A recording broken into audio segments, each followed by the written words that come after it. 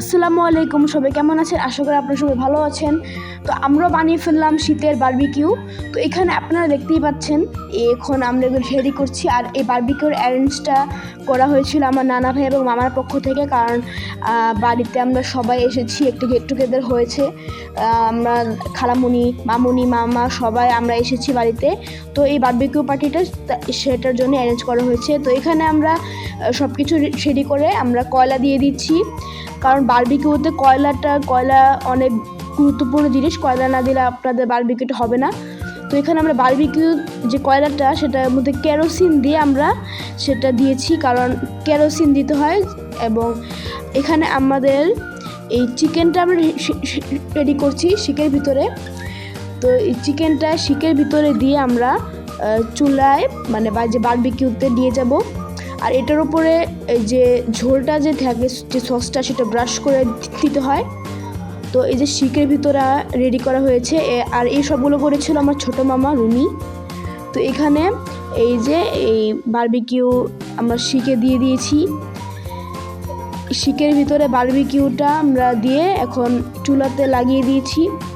আর এই বারবিকিউর যে কয়লার ধোঁয়াটা সেটা দিয়েই এই চিকেনটা রান্না হবে। আর এটাই হচ্ছে বারবিকিউ। আর এটার উপর যে আমরা আরও ব্রাশিং করব, এই সসটা, সরিষার তেল ইত্যাদি এগুলো ব্রাশিং করব।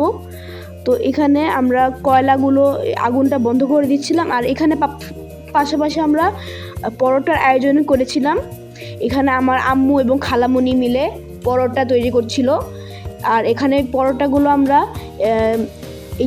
এই শিকের পাশে একটা তাওয়া বসিয়ে দিয়েছি। এটা খুবই আপনাদের কাছে অনেক হাস্যকর ব্যাপার হবে, কিন্তু এটাই হচ্ছে শর্টকাট, ডিজিটাল বাংলাদেশের শর্টকাট।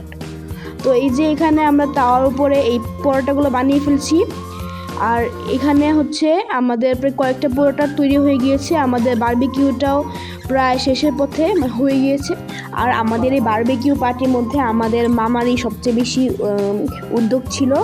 আমরা যখনই বাড়িতে যাই আমাদের মামা আমাদেরকে একটি ট্রিট দেন। আর আমার নানা ভাই, মামা সবাই অনেক ভালো।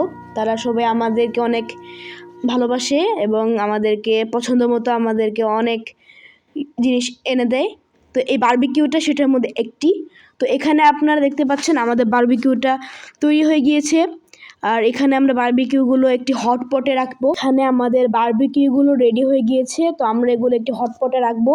আর এখন আমরা সার্ভ করব। আমাদের সকল বারবিকিউগুলো হয়ে গিয়েছে। তো আমরা পরোটা এবং বারবিকিউগুলো একসাথে খাবো। তো এই যে আমার ছোটো মামা সবাইকে সার্ভ করছে।